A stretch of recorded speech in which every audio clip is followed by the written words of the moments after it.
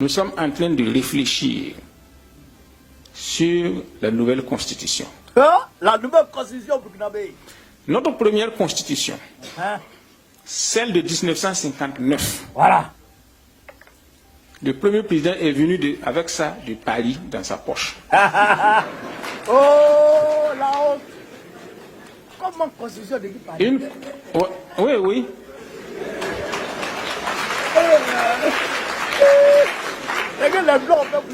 Une constitution rédigée par Michel Debré. Michel Debré. La constitution qui prévalait sous Blaise Compaoré a été finalisée par Edmond Jouve, un professeur français. Debré. Et on nous amène ça comme notre constitution au Burkina Faso. Comment voulez-vous que ça marche? Donc maintenant, nous sommes en train de réfléchir pour écrire une constitution totalement détachée du format français qui nous a été importé.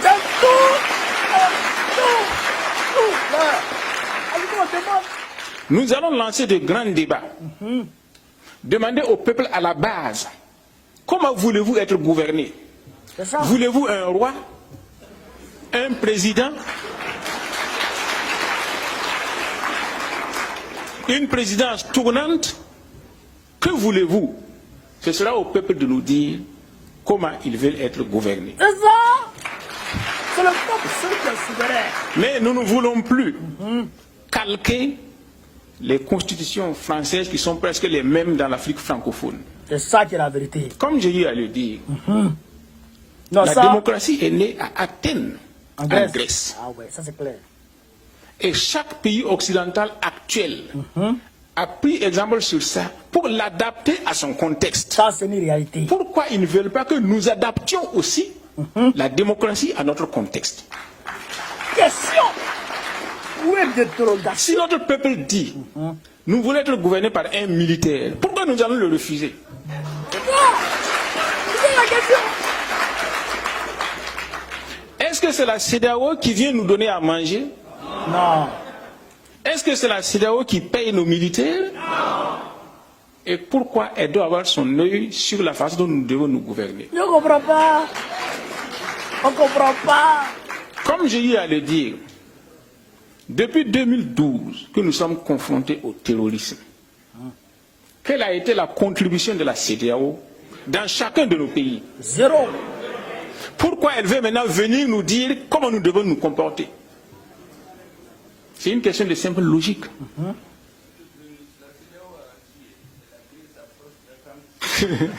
Non mais Chogal qui parle, Chogal.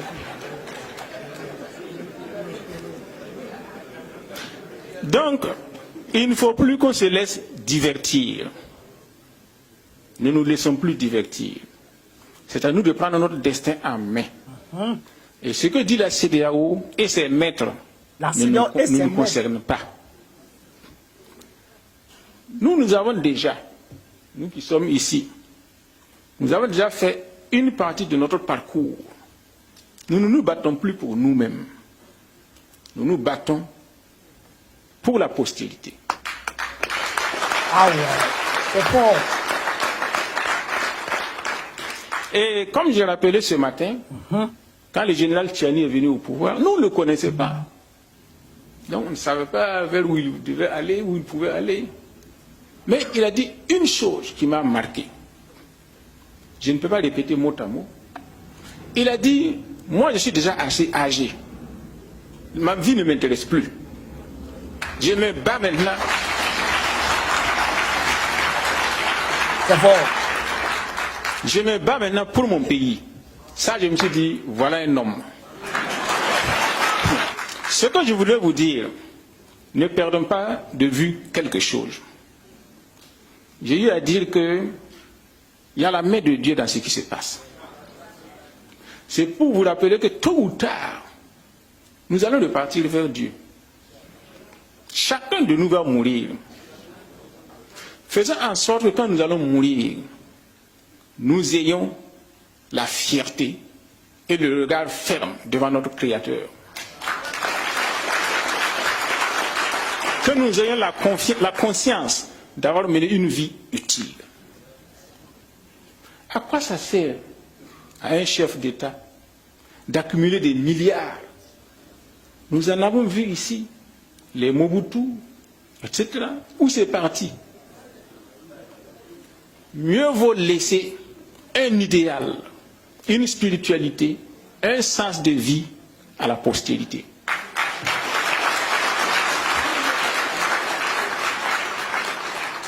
Notre président Thomas Sankara a été sauvagement assassiné.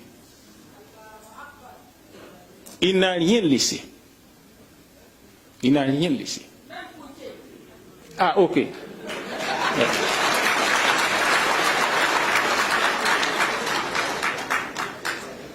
Mais aujourd'hui, son nom traverse toute la planète. C'est ça qui est la vérité.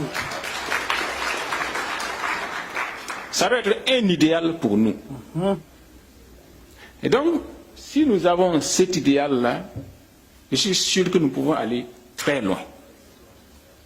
Maintenant, ce que je vais vous demander, et que je ne cesse de demander, l'une des raisons pour lesquelles les précédentes fédérations ont aussi échoué, ce sont les égoïsmes nationaux.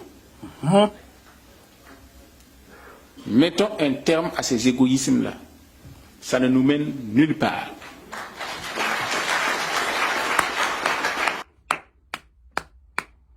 Camarades peu d'Afrique, vous avez écouté.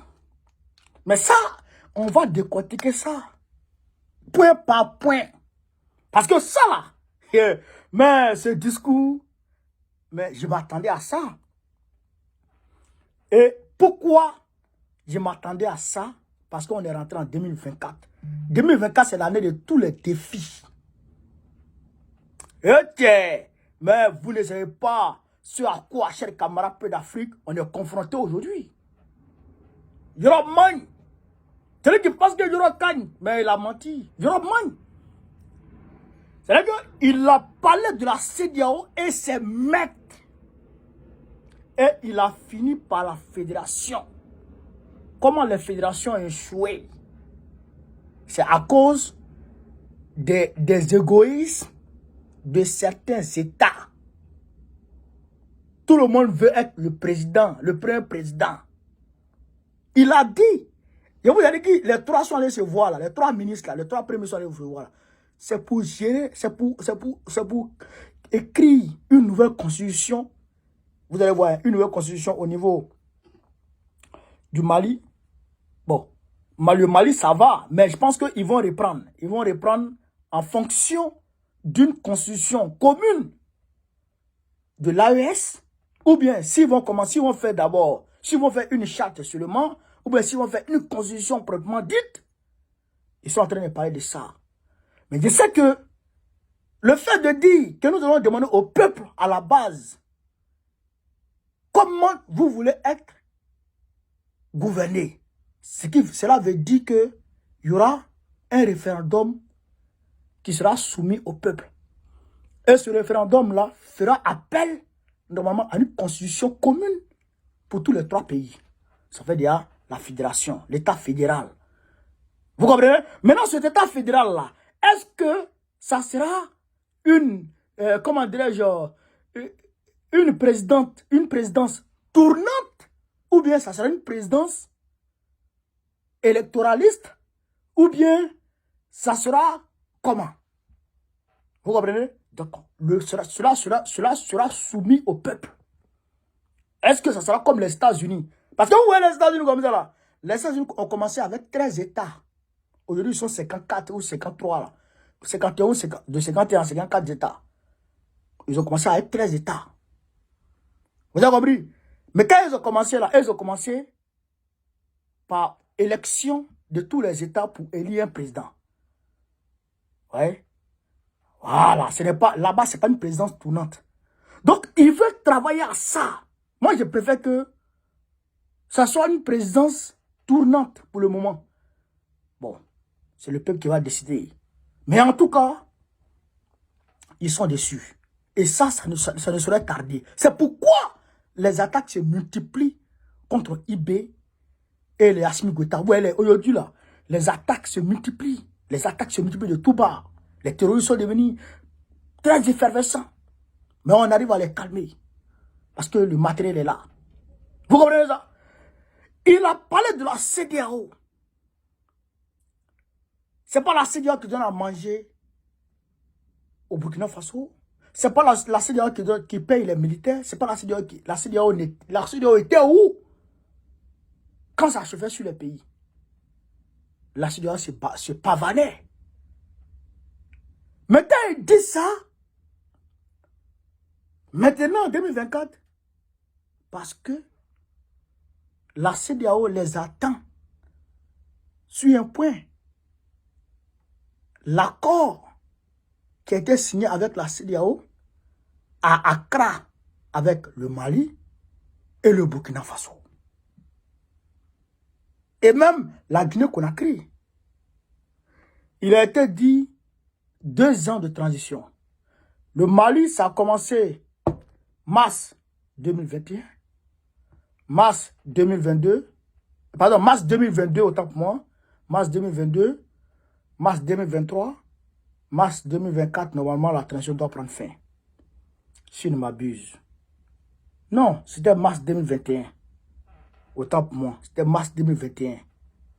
Je pense bien. C'était mars 2021 qu'ils ont trouvé le consensus. Ouais, Accra. Ouais. Après, Ambalo a pris en 2022. Après, Tinubu a pris en 2023 là. Ouais, c'était mars 2021. Donc, aujourd'hui, on est en 2022, 2023, 2024. La transition devait prendre fin février 2023. Février 2024, la transition malienne devait prendre fin février 2024. Selon les accords de la CEDEAO. Vous êtes très bien. Et le Burkina Faso ne devrait pas durer, devait prendre fin aussi dans ce mois, dans cette année 2024. Selon ce qui a été signé avec la CEDEAO. Mais après, quand ça tardait, Assimi Goïta a modifié la charte de la transition, lui permettant, avec à la clé, un référendum et une nouvelle constitution qui va permettre à Assimi Goïta, s'il le veut, d'être candidat. Mais il devrait démissionner 4 à 6 mois avant la tenue des élections. Vous comprenez ça? Donc, la CEDEAO n'est pas d'accord avec cette nouvelle charte. Donc, la CEDEAO les attend à ce niveau-là. La CEDEAO les attend à ce niveau-là. La CEDEAO, si il ne se conforme pas à la charte de la CEDEAO va reprendre des sanctions sur eux. C'est pourquoi, aujourd'hui, Alassane Ouattara est en train de draguer Doumbouya. C'est pourquoi Alassane Ouattara est en train de draguer Doumbouya. Et c'est pourquoi quand je vois des gens moins avertis politiquement, moins avertis stratégiquement, en train d'attaquer Doumbouya, je leur dis qu'ils ne sont pas politiques. C'est des bavards. Parce qu'il y a hommes politiques, stratèges politiques, et il y a bavards des réseaux sociaux. Nous sommes les hommes avertis politiquement, nous avons les stratégies. Doumbouya, on ne doit pas le perdre, sous aucun prétexte. Sous aucun prétexte, on doit perdre Doumbouya. Doumbouya est mieux que Faure Gnassingbé. Mais on ne doit pas perdre aussi Faure Gnassingbé. On doit consolider nos relations avec Faure Gnassingbé. 2024, là, vous ne savez pas. Vous ne savez pas. Là, le Burkina Faso va faire une nouvelle constitution. Ça, c'est sûr. Et dans la nouvelle constitution burkinabé, IB sera éligible. Et il sera candidat en 2025. 2024-2025, là, il sera candidat aux élections. S'il y a élection, bien sûr. Parce que IB a dit, tant que le territoire n'est pas fini, tant que le terrorisme n'est pas fini, il n'y a pas élection. Donc, si jamais le territoire burkinabé est pacifié, comme aujourd'hui le Mali est pacifié, si c'est totalement fini, il y aura élection. Dès qu'il y a élection, IB sera candidat. Et là, la CEDEAO va imposer des sanctions. Vous avez vu, déjà, ils ont commencé la CEDEAO a sorti un communiqué pour attaquer IB, disant que IB aurait arrêté des hommes politiques et des gens ici et là. Pourquoi la CEDEAO fait ça? C'est des signes pour dire que 2024 qui va commencer là, ça ne sera pas facile entre toi et puis nous. Mais vous-même, vous voyez, Embalo a dissous l'Assemblée nationale bissau-guinéenne. La CEDEAO n'a pas parlé d'eux. Mais la CEDEAO fustige IB. Pourquoi? Parce qu'ils ne sont pas d'accord avec IB. Leur maître n'est pas d'accord avec IB. Donc ils vont tout faire pour les emmerder. Et ça, on doit être prêt. Au niveau communicationnel. Sur le terrain. Parce que, et ça, on demande des efforts supplémentaires. Il faut que le peuple burkinabé, le peuple du Tako Gourmand soit plus que jamais résilient.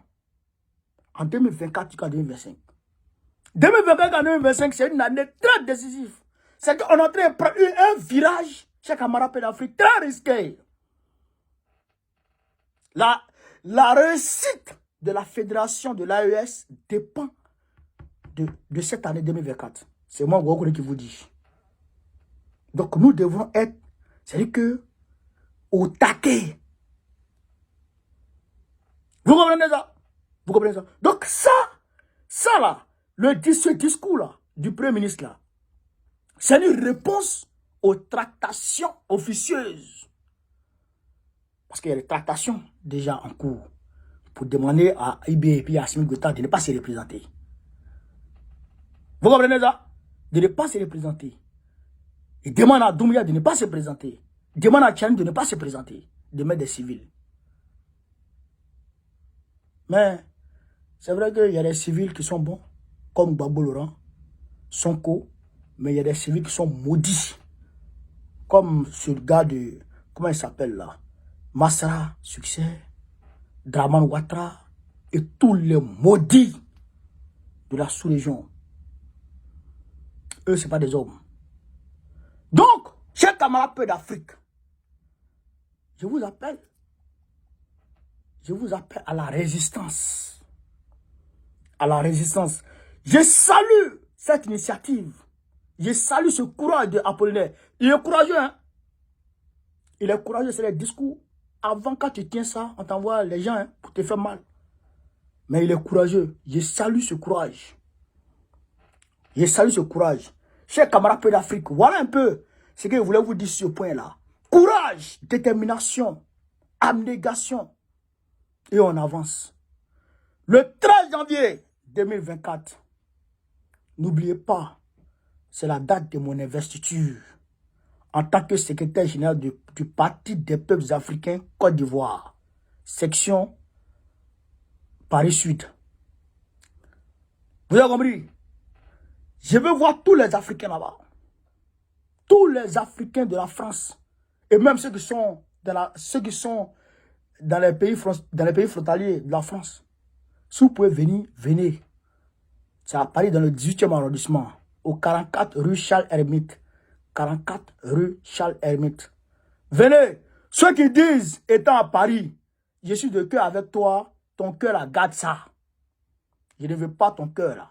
J'ai besoin de ta présence ou faut pas m'emmerder. Parce qu'il y en a qui appellent, non, je ne peux pas être là, alors qu'il est à Paris, je suis de cœur avec toi, faut pas m'appeler. Non, il ne parle mal.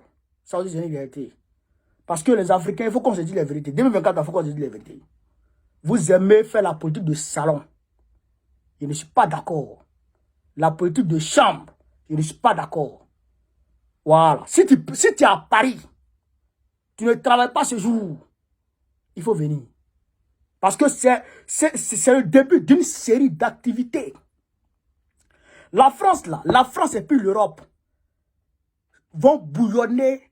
C'est-à-dire que, comme jamais, en 2024, là, la France et puis l'Europe vont bouillonner comme jamais. Tous les jours, on fait des manifestations ici. Il y aura des manifestations panafricanistes. Donc, préparez-vous-en. Ne restez pas dans vos salons. N'ayez pas peur du froid. Voilà. Donc, c'est ce qu'il y avait à vous dire, chers camarades. Partagez la vidéo, mettez-la partout à travers le monde entier. Vive l'Afrique libre. Vive le panafricanisme. Vive tous les présidents panafricains. Gbagbo, président de la Côte d'Ivoire 2025. Inch'Allah. On est ensemble, les gars. Merci, on est ensemble.